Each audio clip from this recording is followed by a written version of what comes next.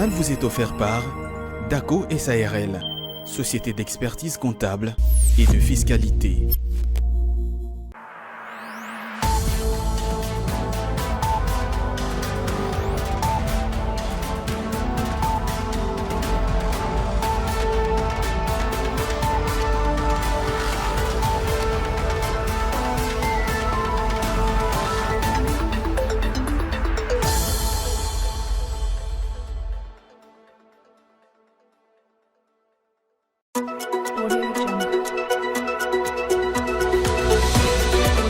La Régie des eaux et l'Agence des zones économiques spéciales des Maluku ont signé une convention d'occupation en vue d'installer une extension de la régie de distribution d'eau dans la ZES, une initiative saluée par les Quinois qui demande également l'accompagnement des autorités compétentes. Reportage à suivre dans ces journaux. Le délai de 8 jours accordé aux députés nouvellement élus exerçant un mandat public incompatible expire ce mardi 20 février 2024 à 23h59. Le membre du gouvernement, gouverneurs, conseillers et élus députés nationaux doivent porter leur choix entre leur mandat à l'Assemblée nationale et leurs fonctions actuelles. Le détail dans ces journaux. Bienvenue mesdames et messieurs dans cette édition du journal sur Ecofin Télévision. Tout d'abord, le défilé s'est poursuivi au quartier général de l'informateur Augustin Kabouya, établi à l'hôtel Hilton à Kinshasa. Dans la soirée de lundi, c'était le tour, entre autres, de l'ex-ministre du Commerce extérieur Jean-Lucien Boussa et de l'ancien ministre de l'économie nationale Vital Kamerhe qui ont représenté leur regroupement et parti politique. Les commentaires de Fulgence Milaï. Dans le cadre de la poursuite de ces consultations, l'informateur Augustin Kabouya a reçu en audience tour à tour plusieurs forces politiques du pays, notamment les regroupements Coalition démocrate CODE, conduite par l'ex-ministre du Commerce extérieur Jean-Lucien Boussa, mais surtout la délégation de l'Union pour la Nation congolaise UNC, conduite par l'ancien ministre de l'économie Vital Kamerhe. Au sortir de son audience, ce dernier n'a pas manqué de mots. Ils sont venus répondre à la question de l'informateur, de savoir si nous réitérons notre engagement d'être dans la majorité présidentielle et d'accompagner le président de la République dans l'accomplissement de son programme pour le social des Congolais et pour le développement du Congo, et pour que finalement les Congos, dont la vocation naturelle est la locomotive de l'Afrique, nous avons dit oui, non seulement verbalement, mais nous avons signé un acte d'engagement. Et c'est que déjà Kabouya a fait un excellent travail. C'était un bon choix qu'on a fait. Nommé le 7 février 2024 par le président de la République, l'informateur Augustin Kabouya a comme principale mission de consulter les différents regroupements et partis politiques afin de dégager une majorité qui devra former les prochains gouvernements de la République. Je l'ai annoncé au sommaire de ces journaux, le délai de 8 jours accordé aux députés nouvellement élus exerçant un mandat public incompatible expire ce mardi 20 février 2024 à 23h59. Les membres du gouvernement, gouverneurs, conseillers et autres élus députés nationaux doivent porter leur choix entre leur mandat à l'Assemblée nationale et leurs fonctions actuelles. Au sein de l'opinion congolaise, cette situation fait ressurgir la problématique des cumuls des fonctions politiques. Nos reporters Ozeka Bomba et Pichun ont échangé avec quelques-uns. Tel que prescrit dans l'article 19 du règlement intérieur de l'Assemblée nationale de la RDC, les nouveaux élus nationaux doivent choisir entre les mandats de député national et la fonction actuelle exercée, incompatible au premier. Au sein de l'opinion quinoise, les réactions divergent. Si certains estiment judicieux de renoncer aux postes gouvernementaux au profit de la députation nationale, d'autres par contre sont d'avis que les législateurs devraient davantage imposer des restrictions pour les cumuls des fonctions, tant au niveau gouvernemental qu'à la députation. Je ne suis pas d'avis que la même personne assure plusieurs fonctions. Et je ne pense pas que dans ces pays, il n'y a que seulement ces têtes-là qui fonctionnent. Il y a aussi d'autres jeunes, il y a aussi d'autres gens qui sont aussi intelligents, qui peuvent aussi exercer dans d'autres tâches de la République. En tout cas, on ne peut pas voir dans un pays où une seule personne est députée provinciale, il est député national, il est encore ministre. Ils auraient dû quitter leurs fonctions dès la validation de leur mandat à l'Assemblée nationale. Je ne comprends pas pourquoi ils en ont mis du temps. Comment expliquer qu'une seule personne puisse occuper plusieurs fonctions simultanément au sein du gouvernement. Cela accuse une certaine gloutonnerie de la part de nos politiciens. À noter que 8 jours après la validation des pouvoirs des élus nationaux, plusieurs ministres, élus députés, ont démissionné de leurs fonctions au gouvernement. Entre autres, Jean-Pierre Liaou, Pius Mouabilou et Vital Kamerhe. La réduction du déficit énergétique dans les provinces du Nord et Sud Kivu figure parmi les retombées positives de la mise en œuvre du contrat d'extraction du gaz méthane dans le lac Kivu, soumis pour approbation par le ministre des Hydrocarbures Didier Bundibou. Ces projets d'ordonnance loi a été validé lors de la 125e réunion du Conseil des ministres. Selon l'exécutif congolais, ces contrats auront également un impact positif sur l'amélioration des conditions sociales. Suivez l'extrait du compte rendu. Le ministre des Hydrocarbures a soumis au Conseil le projet d'ordonnance loi portant approbation du contrat numéro 00D bar gaz bar MET bar PPP bar CGPMP bar mine-hydro bar 2018 du 18 décembre 2018 pour l'exploitation du gaz méthane du lac Kivu dans le bloc Goma entre la République démocratique du Congo et Engineering, Procurement et Projet Management SA, Transcentury Limited, Suède Energy, RDC, SARL devenu Kivu Power SA par contrat d'innovation du 7 mai 2019. La mise en œuvre de ce contrat aura des impacts suivants. Primo, la réduction du déficit énergétique dans les provinces du Nord Kivu et du Sud Kivu, ainsi que la province du Maniema. Deuxièmement, la création d'emplois. Troisièmement, l'amélioration des conditions sociales. Quatrièmement, le développement économique de la région. Et enfin, l'environnement sécurisé. Après débat et délibération, le Conseil a adopté ce projet d'ordonnance loi. Autre chose à signaler dans ces journaux, le gouverneur de la province du Haut-Katanga, Jacques Yaboula Katoué, a effectué les dimanches derniers une visite d'inspection de quelques chantiers routiers de la ville de Lubumbashi, notamment aux avenues Kapenda et Mamayemo, afin de s'enquérir de l'évolution des travaux de construction de ces artères, ce dans les soucis de fluidifier la circulation dans cette deuxième ville de la République démocratique du Congo. Suivez.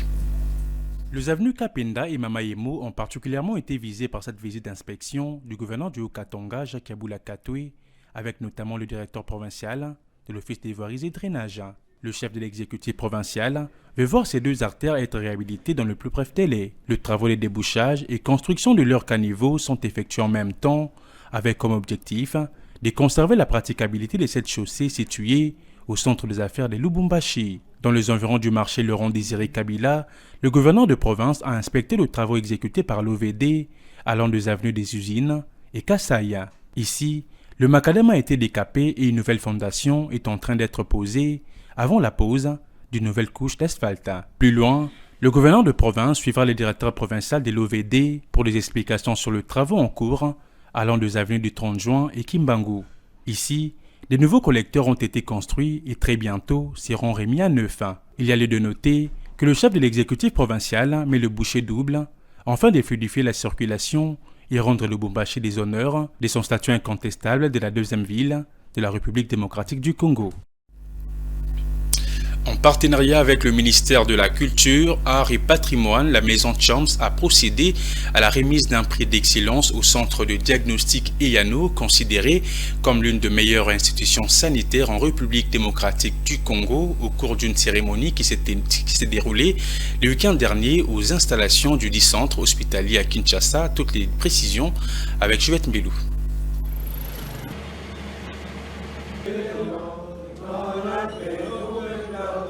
Ce prix d'excellence a été décerné au Centre de diagnostic EYANO comme meilleure institution sanitaire de la République démocratique du Congo durant l'année 2023-2024 par la maison Chomps Productions. Ce, après 6 mois de sondage. Ce prix de mérite a été réceptionné par le Dr Francine Mokoloyanga, représentante du responsable de ce centre qui n'a pas manqué d'exprimer sa gratitude à l'endroit des organisateurs. Le Centre de diagnostic EYANO, son directeur général, ici représenté, les cadres du centre, ainsi que tous les agents du centre de diagnostic EANO. Nous sommes très fiers de recevoir ces prix ce soir et nous souhaitons exprimer notre profonde reconnaissance aux membres du jury qui nous ont fait l'honneur de cette cérémonie dont nous garderons longtemps le souvenir.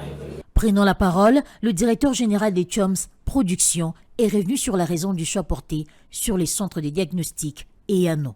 C'est vraiment un grand jour pour nous tous de reconnaître publiquement que cette entité lauréate, les médecins agents et cadres ne cessent de travailler régulièrement pour l'intérêt de la nation congolaise. En sus, nous les demandons de maximiser les efforts en donnant les meilleurs d'eux-mêmes pour pérenniser ces services de surcroît. Quand du temps, les hommes passent, mais les institutions demeurent. À la fin de cette cérémonie, les participants ont eu droit à une visite guidée dans les installations de cette structure sanitaire.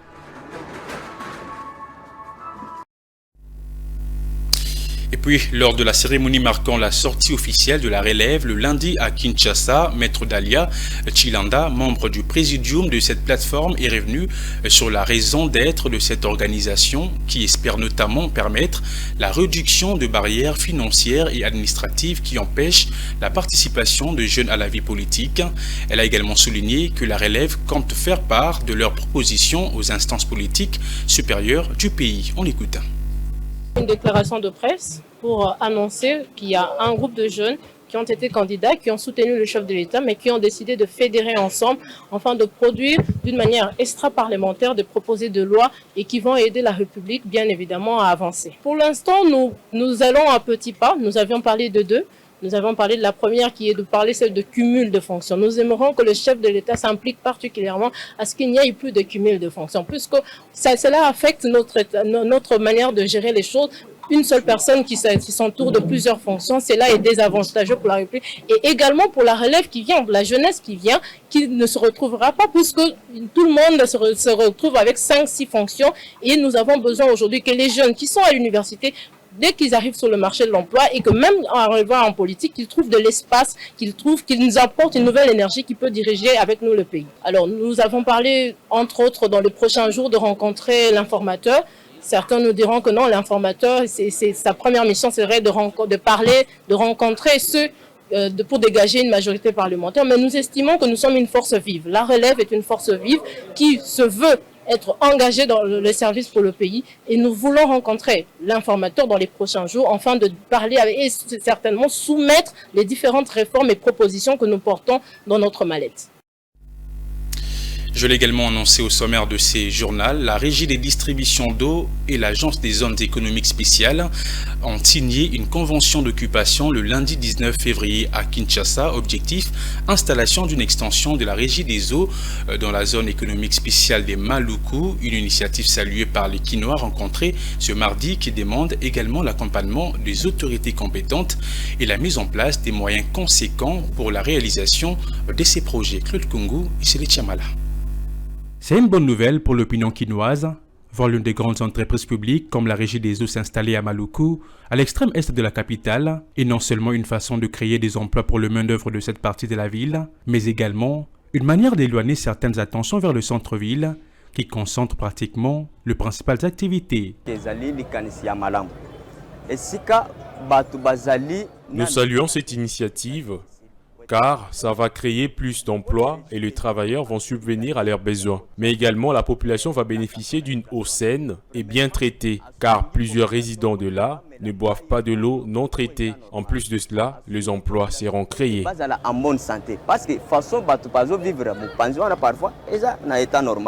Les autorités sont ainsi appelées à être conséquentes pour la réalisation du dit projet.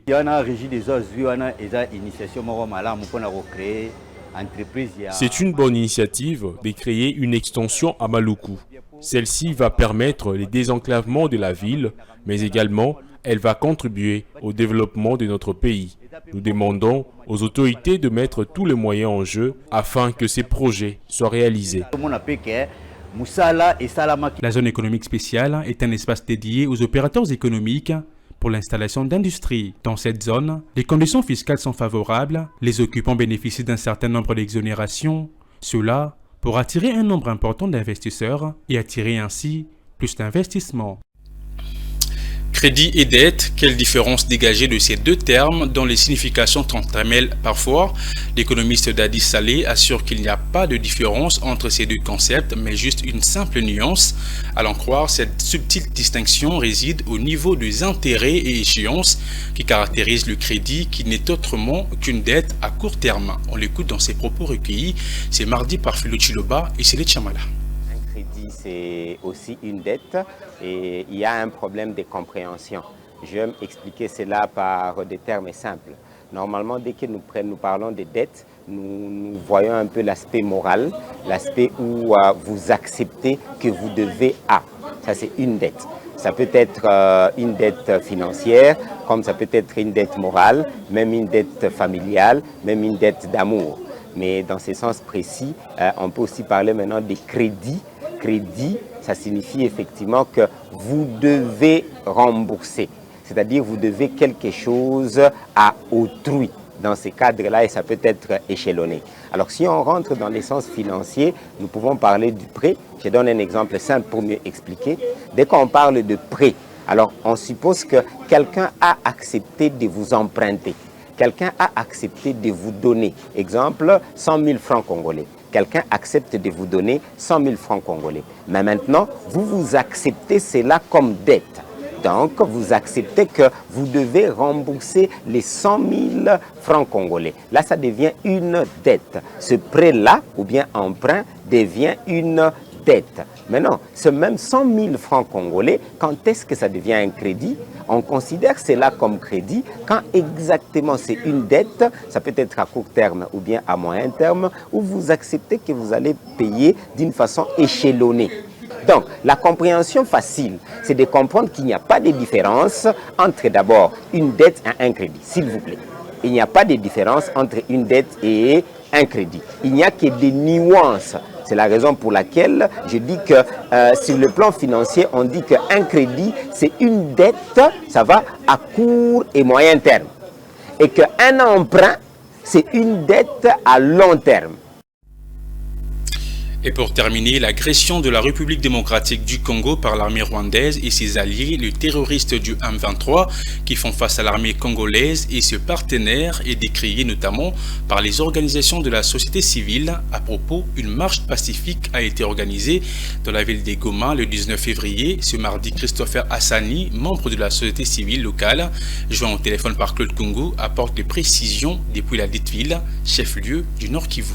Hier, ici chez nous, il y avait une marche pacifique qui avait commencé de la ville, dans la ville de Goma, plus précisément au rond-point Signerse, jusqu'à Sake, là où ces derniers temps, c'est un champ de bataille où les rebelles du M23 sont en train de menacer pour qu'ils puissent récupérer la cité de Sake.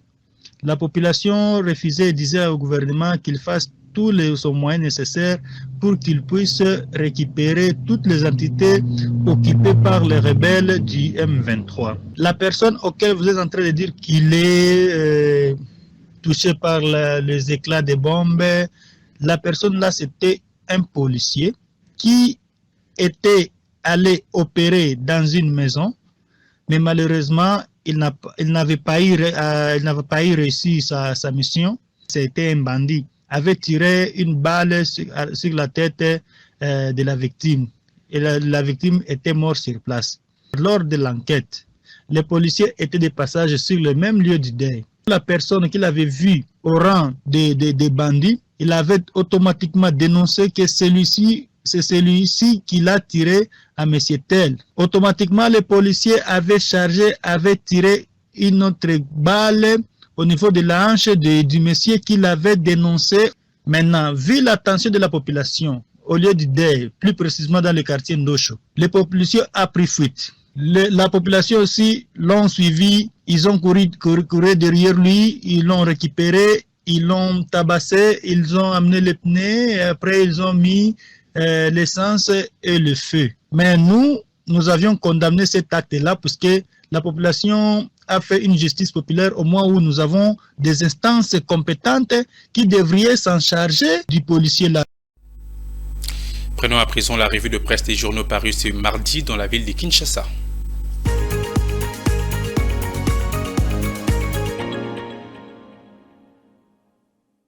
Mesdames et messieurs, bienvenue à tous dans cette revue de presse économique. La Prospérité titre à sa 5e page « L'Office des routes lance les travaux de réhabilitation et de modernisation du tronçon Kisangani, Komanda, Beni ». Le journal indique que c'est un pari gagné pour le président de la République démocratique du Congo, Félix-Antoine Tshisekedi Tshilombo. Les Boyomais vont bientôt pousser un ouf de soulagement. À en croire le journal, le ministre d'État en charge des ITP, Alexis Guissaro, a procédé au nom du chef de l'État au lancement des travaux de réhabilitation et de modernisation de la route nationale numéro 4 dans son tronçon compris entre Kisangani, Komanda, Beni, allant de la ville de Kisangani, chef-lieu de la province de la Chopo, en passant par Bafouame Tinda et Komanda au Haut-Ouélé et en Ituri jusqu'à Beni dans la province du Nord Kivu. Longue de 748,50 km, cette route sera construite dans le cadre du partenariat public-privé. Les travaux seront exécutés par l'entreprise China Communication Construction Compagnie. L'Office des routes en est le maître d'ouvrage, délégué a fait savoir le journal. En bon père des familles, le ministre Alexis Guissaro a de prime abord invité la population boyomaise à s'approprier ce projet et à faire bon usage de cet ouvrage une fois terminé. En bon père des familles, le ministre Alexis Guissaro a de prime abord invité la population boyomaise à s'approprier ce projet et à faire bon usage de cet ouvrage une fois terminé. Lors de la cérémonie à laquelle plusieurs hôtes ont pris part, notamment les partenaires de l'entreprise China Communication Construction Compagnie, le directeur général de l'Office des routes, le professeur Janou Kikangala Ngoy, n'a pas manqué de définir le contexte et le bien fondé de ce projet routier à impact général et transnational. Par la même occasion, le professeur Janou Kikangala Ngoy a salué l'engagement du gouvernement à travers le ministre d'État, ministre des Infrastructures et Travaux publics, Alexis Guissaro, présent à la dite cérémonie pour son implication dans la recherche des financements et des partenaires en vue de la modernisation de la RN4 dans sa section allant de Kisangani à Beni en passant par Bafouassende, Nyanya, Epulu, Mambasa et Komanda, objet de la cérémonie de ce jour. Cette cérémonie qui a réjoui la population de Kisangani et ses environs a connu la participation de plusieurs directeurs des services sous tutelle du ministère des ITP, dont les directeurs généraux du FONER, de l'OVD et de l'ACGT. Le lancement des travaux de réhabilitation et de modernisation de la RN4 s'avère, à tout point de vue, une véritable cure des jouvences au cri de raillement des populations de la Chopo, Ituri et Nord Kivu, sans oublier les pays voisins dont la Tanzanie et l'Ouganda. Bien avant le lancement des travaux, la délégation venue de Kinshasa avec à sa tête le ministre d'État des ITP, accompagné de la gouverneure, a visité la nouvelle aérogare de Bangboka, construit selon les normes internationales. Fin de cette revue de presse. Merci à vous de l'avoir suivi.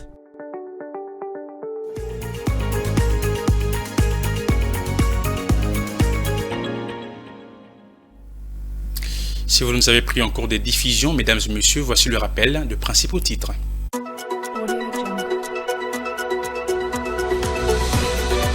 La Régie des eaux et l'Agence des zones économiques spéciales des Maluku ont signé une convention d'occupation en vue d'installer une extension de la régie des distributions d'eau dans la ZES, une initiative saluée par les Kinois qui demande également l'accompagnement des autorités compétentes.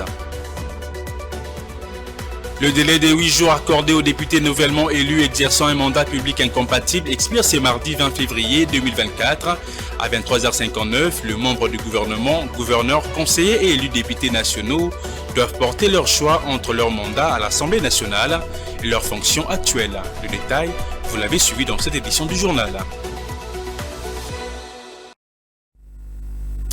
Ce journal est terminé, mesdames et messieurs. Merci de l'avoir suivi.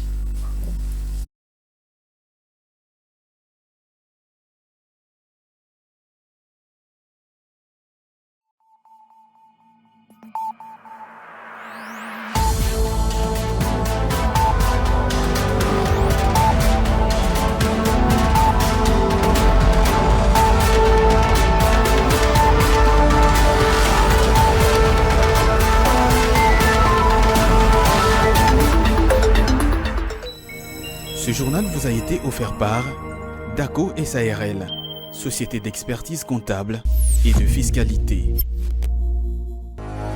Dans une sphère médiatique, essentiellement tournée vers des contenus généralistes, où l'originalité n'a plus sa place au chapitre, où le secteur de l'économie et finance, pourtant poumon d'un État, sombre dans les oubliettes, voici enfin Ecofin Télévision. Économie et finance télévision, votre chaîne thématique essentiellement économique, vous offre un contenu original. Nous traitons des questions monétaires, commerciales, énergétiques, minières, pétrolières et environnementales. Notre créneau, vous proposer des informations, des analyses, des perspectives et prévisions économiques. Ecofin Télévision vous permet également de comprendre la coopération entre les États et les institutions, sans oublier l'épineuse question de la dette. Ecofin Télévision, tout savoir sur les investissements, les échanges commerciaux, la balance commerciale et la balance des paiements, le taux d'échange, l'état des lieux de la lutte contre les détournements des finances publiques, la coopération bilatérale ou multilatérale. Ecofin Télévision vous explique comment l'économie nationale est directement liée à l'économie mondiale. Notre particularité fait notre originalité. C'est pourquoi nous disons Ecofin Télévision, mieux que savoir sur l'économie et finances, comprendre.